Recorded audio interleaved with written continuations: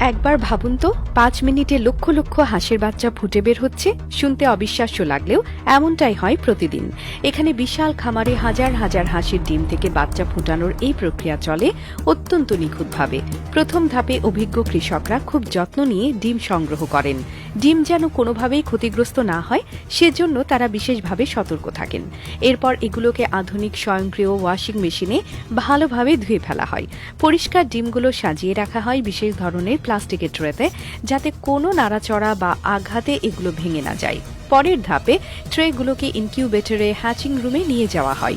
ইনকিউবেটরগুলো এক কথায় অত্যাধুনিক। এখানে তাপমাত্রা, আর্দ্রতা, এমনকি ডিম উল্টানোর প্রক্রিয়াটিও স্বয়ংক্রিয়ভাবে নিয়ন্ত্রিত হয়। এই ইনকিউবেটরগুলোর প্রধান কাজ ডিমের ভেতরে থাকা ভ্রূণকে সঠিকভাবে বিকশিত হতে সাহায্য করা।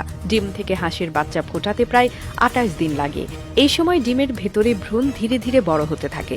২৮ দিন পর শুরু হয় ক্যান্ডলিং, যেখানে ডিম আলোর সামনে ধরে পরীক্ষা করা হয় ভ্রূণ ঠিকমতো বেড়েছে কিনা।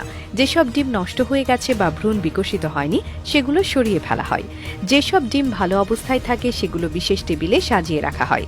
এরপর এগুলো ঢেকে রাখা হয় কাপড় দিয়ে, যাতে ডিমের উষ্ণতা ঠিক থাকে। কারণ উষ্ণতা ঠিক না থাকলে ডিম ফোটার প্রক্রিয়া ব্যাহত হতে পারে। সবচেয়ে আকর্ষণীয় মুহূর্ত আসে যখন ডিম ফুটতে শুরু করে। ছোট ছোট হাঁসের বাচ্চারা নিজেদের ঠোঁট দিয়ে ডিমের খোলস ভেঙে বের হয়। তুলতুলে হলুদ বাচ্চাগুলোকে দেখে মনে হয় প্রকৃতি যেন তার সেরা রূপ দেখাচ্ছে। এরপর কর্মীরা খুব সাবধানে তাদের তুলে বিশেষ ঝুড়িতে রাখেন, যেন তাদের কোনো ক্ষতি না হয়। ডিম সংগ্রহ থেকে বাচ্চা ফোটানো পর্যন্ত প্রতিটি ধাপই অত্যন্ত যত্ন সহকারে সম্পন্ন হয়।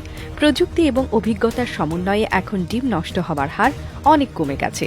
ফলে প্রতিদিন প্রচুর হাঁসের বাচ্চা জন্ম নিচ্ছে, যা দেশীয় অর্থনীতিতে বড় ভূমিকা রাখছে।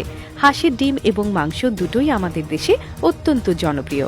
তাই এই পদ্ধতিটি শুধু প্রাণী সম্পদের উন্নয়ন নয়, দেশের অর্থনৈতিক অগ্রগতির একটি গুরুত্বপূর্ণ অংশ।